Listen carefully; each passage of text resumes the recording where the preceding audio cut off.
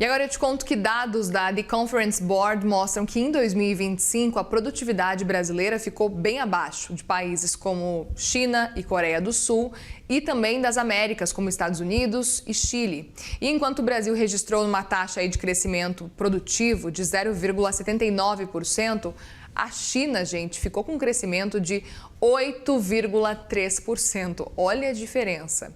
Quem vem para explicar um pouco mais sobre esse desafio para a economia brasileira é o Wilson Barcelos, CEO da Azimut Brasil. Wilson, bem-vindo aqui no Money, uma boa tarde para você. Boa tarde, Muriel. Prazer em estar com vocês. Obrigado pelo convite.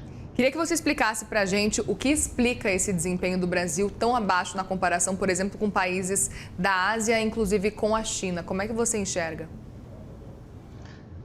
Acho que isso não é de hoje. Vem essa baixa produtividade brasileira que explica o desempenho do Brasil nas últimas décadas e a perda de posição em relação a esses países que você citou, o que decorre ao longo da nossa história. Assim, o diagnóstico todo mundo já sabe e todos os economistas vêm repetindo isso ao longo do tempo. Acho que o problema brasileiro não é trabalhar pouco, mas é produzir pouco valor por trabalhador por hora de trabalho.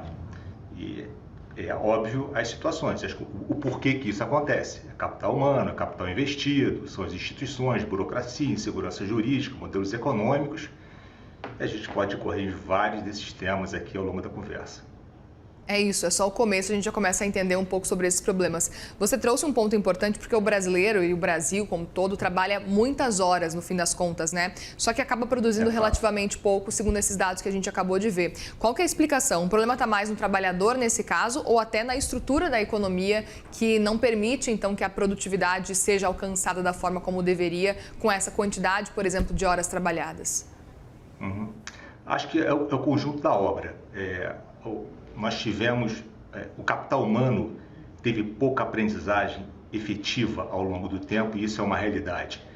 Se você olhar os índices do Brasil comparado com o resto do mundo, a deficiência em matemática, em leitura e formação técnica é uma coisa que está aí. A gente não consegue abdicar desses fatos, desses números e dos dados que são apresentados para a gente. Mas não pode colocar só a culpa no capital humano. O capital investido também. Acho que a baixa taxa de investimento limita a quantidade de qualidade de maquinário, de equipamentos, de software, de infraestrutura disponível para o trabalhador. Não dá para só botar essa deficiência na nossa conta. As instituições, por exemplo, as inseguranças jurídicas, a complexidade tributária, a baixa abertura comercial que a gente teve ao longo da nossa história, a pouca competição, reduz a eficiência e a competitividade entre o Brasil e outros países do mundo. Você proteger a sua indústria durante um determinado momento do tempo é compreensível. A Coreia fez isso em vários momentos da sua história, mas isso não pode ser alguma coisa eterna, né? E a gente tem um exemplo fantástico que é o agronegócio. O plantio de soja no Brasil não era trivial e hoje nós somos recordistas em exportação, somos os principais exportadores. O que foi feito? Desregulamentou o setor, investiu em tecnologia, investiu em educação, a Embrapa fez um papel fantástico aqui dentro e isso botou a gente num processo de competitividade favorável. Então, não é que o Brasil não tem capacidade. Aonde é que estão sendo feitos os incentivos, em que tipo de setor está sendo feitos os incentivos corretos, que é para o longo prazo que a gente possa competir externamente. Pois é, e aí tem outras questões também que passam a ser discutidas e eu aproveito para te perguntar. É questão de infraestrutura, é questão de mão de obra também, que também acaba dificultando esse cenário, é a questão de tecnologia. Como é que você enxerga também quais são esses itens que vão deixando a gente cada vez mais para trás quando a gente pensa em produtividade? Acho que a gente pode usar um pouco da história, né? E a gente vê qual foi a visão de longo prazo de China e Coreia, por exemplo, foram um grande destaque no processo de produtividade. China e Coreia transformaram o conhecimento em um projeto de acumulação de conhecimento e capacidade produtiva por décadas. Não foi uma coisa da noite para o dia. A Coreia do Sul investiu muito em educação básica, muito em formação técnica, muito em universidade, principalmente em infraestrutura e industrialização. A China, ela combinou uma abertura gradual com investimento maciço em infraestrutura, capital físico ali dentro, incorporação de tecnologias estrangeiras que hoje é um grande debate da polarização que está tendo entre China e Estados Unidos, uma expansão educacional ao longo do seu território, formação científica, muita gente indo estudar fora, voltando para a China para implementar o que foi aprendido fora, ou mesmo na própria China, e você conseguiu inserir o país em cadeia global de negociação, ou seja, hoje a China é extremamente competitiva pelo que ela fez durante décadas passadas. Então, acho que a grande lição é que, e o Brasil poderia aproveitar e estudar um pouco a história para que não se repitam os erros futuros que foram cometidos no passado, é que proteção pode ser um instrumento de transição, mas não deve ser um modelo permanente de negócio.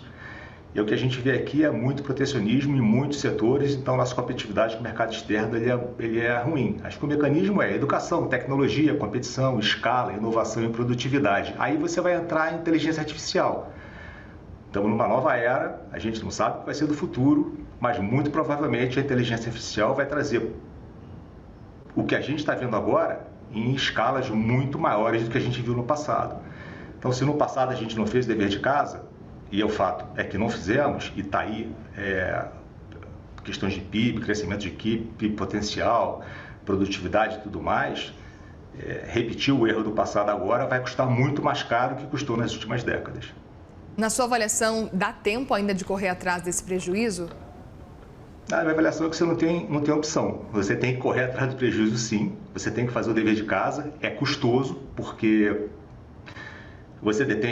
é preciso você ter incentivos políticos também para que isso aconteça. E a gente sabe que não é usual, custa caro, não é popular, ou seja, você está fazendo uma coisa que muitas vezes o seu eleitor de curto prazo não gostaria de estar passando por essas dificuldades, mas se você não fizer isso, não tem outro caminho, não tem atalho.